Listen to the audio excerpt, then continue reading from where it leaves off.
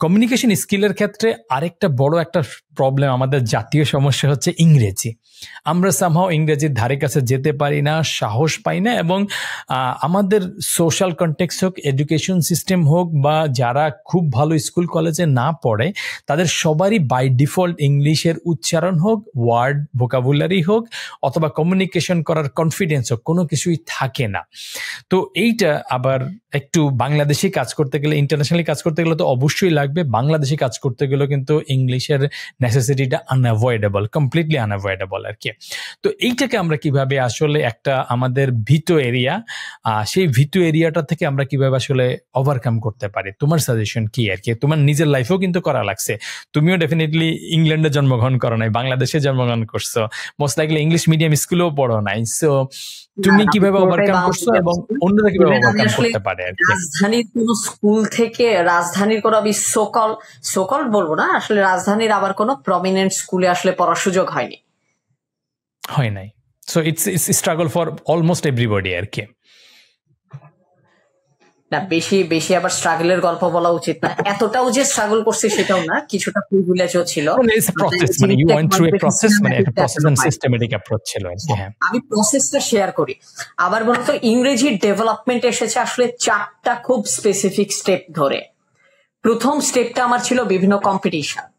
আমি প্রচুর debate competition করতাম, পাবলিক স্পিকিং কম্পিটিশন করতাম, প্রেজেন্টেশন কম্পিটিশন করতাম, বিজনেস কম্পিটিশন করতাম, মডেল ইউনাইটেড নেশনস করতাম। প্রত্যেকটা জায়গায় ল্যাঙ্গুয়েজ অফ মিডিয়াম ছিল ইংলিশ, আমাকে প্রেজেন্টেশন দিতে হতো। কম্পিটিশন গুলোতেই আমার প্রেজেন্টেশন দেয়া, কম্পিটিশনের আগে ক্লাব প্র্যাকটিসে ইংলিশে প্রেজেন্টেশন দেওয়া, এই পুরো জিনিসটা আমার ইংলিশের একটা প্রাথমিক ফাউন্ডেশন হিসেবে কাজ করে। সো এক্সট্রা কারিকুলার অ্যাক্টিভিটিজ এর প্রেজেন্টেশন রিলেটেড অ্যাক্টিভিটিস গুলা আমার ইংলিশটাকে একটু ভালো করে প্রথম দিকে। সেকেন্ড ওয়ান, আমি যেটা করি, আমাদের হলে, আমরা অনেকেই যারা ভার্সিটির হলে থাকি, হলে 2-1টা ইংলিশ নিউজ পেপার রাখতো। আমি যেটা করতাম, ওই ইংলিশ নিউজ পেপারের এডিটোরিয়ালের যে লেখাটা, ওইটাকে আমি উচ্চারণ করে করে পড়তাম। কারণ আমার বলতে হলে মুখের জড়তা কমাইতে হবে, আর মুখের জড়তা কমানোর জন্য আমার মুখের প্র্যাকটিস বাড়াইতে হবে। আমার চিন্তা সবসময় 2টা প্রশ্ন দ্বারা অকুপাইড থাকতো, কি বলবো, কিভাবে বলবো, অর্থাৎ ইংলিশে কি বলবো, ইংলিশে কিভাবে বলবো। আমি যেই সিস্টেমটা করলাম, আমার সামনে যখন ইংলিশ নিউজটা লেখা থাকে, তখন আমি ইংলিশে কি বলবো এই প্রশ্নের উত্তর খুঁজতে গিয়ে আমার ব্রেইন ব্যস্ত হইতো না, কারণ আমি কি বলবো ওইটা নিউজ পেপারে লেখা আছে। আমি শুধুমাত্র একটা প্রশ্ন আমার ব্রেইনকে পাস করতাম, কিভাবে বলবো, এবং ওই প্রত্যেকটা ইংলিশ নিউজটা আমি উচ্চারণ করে করে পড়তাম। যা লেখা আছে নিজের কানকে শোনায়, নিজের মুখকে কাজে লাগায়। এইটা আমার হচ্ছে সেকেন্ড ওয়েতে ইংলিশটাকে অনেকটা ডেভেলপ করে, অর্থাৎ উচ্চারণ করে করে পড়া। কারণ ইংলিশে স্পিকিং করাটা আমার ভোকাল কর্ডের কাজ, আমার মুখের কাজ। আমি যদি মনে মনে পড়ি, আমার চোখ কাজ করে। যখন কিনা আমি ইংলিশ নিউজ শুনি, আমার কান কাজ করে। হ্যাঁ, এগুলাও আমার লার্নিং এর জন্য ইম্পর্টেন্ট, কিন্তু কানের কাজ দিয়ে আমার 100% মুখ চালু হবে না, চোখের কাজ দিয়ে আমার 100% মুখ চালু হবে না। মুখ আমার চালু করতে হবে মুখের কাজ দিয়ে। আর ঠিক এই কারণে আমি জড়তা দূর করার জন্য দেখে দেখে উচ্চারণ করে করে পড়তাম। থার্ড ওয়ান, এইটা আমার লাইফের সবচেয়ে ইউনিক একটা স্ট্র্যাটেজি বা এক্সপিরিয়েন্স বলতে পারেন, যেটার মাধ্যমে আমি আমার ইংলিশটাকে আরেকটু বেটার করার আমি ট্রাই করেছি। সেটা হচ্ছে, ভাই, আমি যখন আমার ইউনিভার্সিটি 3rd ইয়ারে ছিলাম, তখন আমি চায়নাতে একটা ইন্টারন্যাশনাল ওয়ার্কশপে আমি ট্রেনিং কন্ডাক্ট করার জন্য অফার পাই। প্রথমবারের মতো বিদেশে আমি একটা ওয়ার্কশপ কন্ডাক্ট করব। ল্যাঙ্গুয়েজ অফ ইনস্ট্রাকশনের যে মিডিয়াম, সেটা ওইখানে ইংলিশ। আমার সাথে আরো 4টা কন্টিনেন্টের আরো 20 জন ট্রেইনার আছে, যাদের অধিকাংশই ইংলিশ স্পিকার, তারা নেটিভ ইংলিশ স্পিকার। সো সেখানে যেটা হতো, এক এক দিন এক একজন ট্রেইনার তারা তাদের উপরের যে ডেজিগনেটেড সাবজেক্ট ছিল সেটার উপরে ক্লাস নিত। প্রোগ্রামটা হচ্ছিল চায়নাতে। সো আমি একটা জিনিস দেখলাম যে ওইখানে যারা যারা নেটিভ ইংলিশ স্পিকার তারা ইংলিশে এত ফ্লুয়েন্ট, আমি তাদের ধারে কাছেও না। সো আমি জাস্ট একটা অ্যাপ্রোচ চেঞ্জ করলাম। আমি যে দ্রুত কথা বলতে পারতেছি না ইংলিশে, আমি যেটা করা শুরু করলাম, আমি একটু স্লোলি কথা বলা শুরু করলাম ইংলিশে, বাট চেহারার ভেতরে এমন একটা ফেশিয়াল এক্সপ্রেশন নিয়ে আসলাম যে বিষয়টা এমন না যে আমি খুব দ্রুত ইংলিশে কথা বলতে পারি না।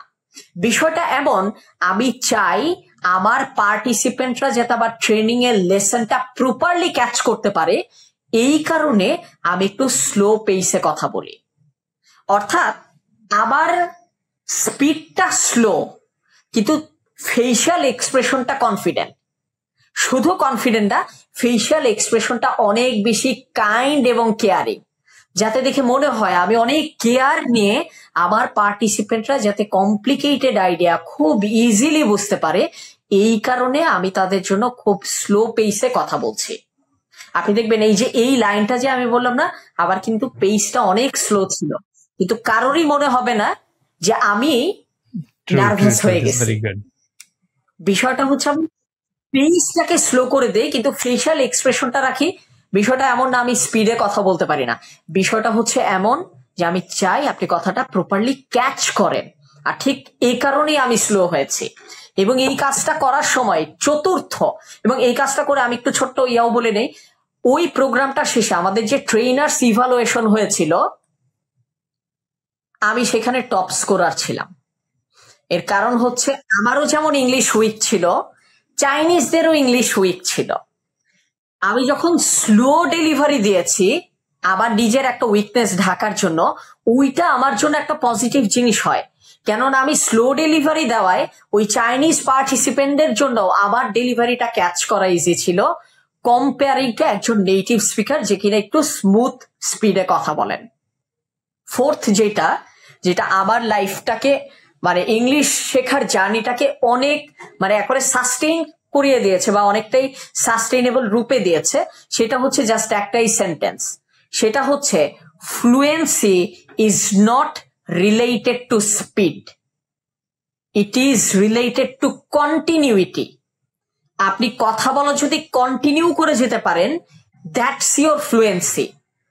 ফ্লুয়েন্সি মানে এই না আপনাকে স্পিডে কথা বলতে হবে, ফ্লুয়েন্সি মানে আপনাকে কথা কন্টিনিউ করে নিয়ে যেতে হবে। এবং এই ক্ষেত্রে আমি নিজেকে জাস্ট একটা রুলই বলি, সেটা হচ্ছে if you start a sentence, finish the sentence, then start a new sentence. আমরা অনেক সময় যেটা করি, একটা সেন্টেন্স শুরু করি, শেষ করার আগেই আরেকটা সেন্টেন্স শুরু করে ফেলি, যার জন্য প্রথম সেন্টেন্সও বোঝা যায় না কারণ সেটার কনক্লুশন থাকে না, দ্বিতীয় সেন্টেন্সও বোঝা যায় না কারণ সেটার ইন্ট্রোডাকশন থাকে না।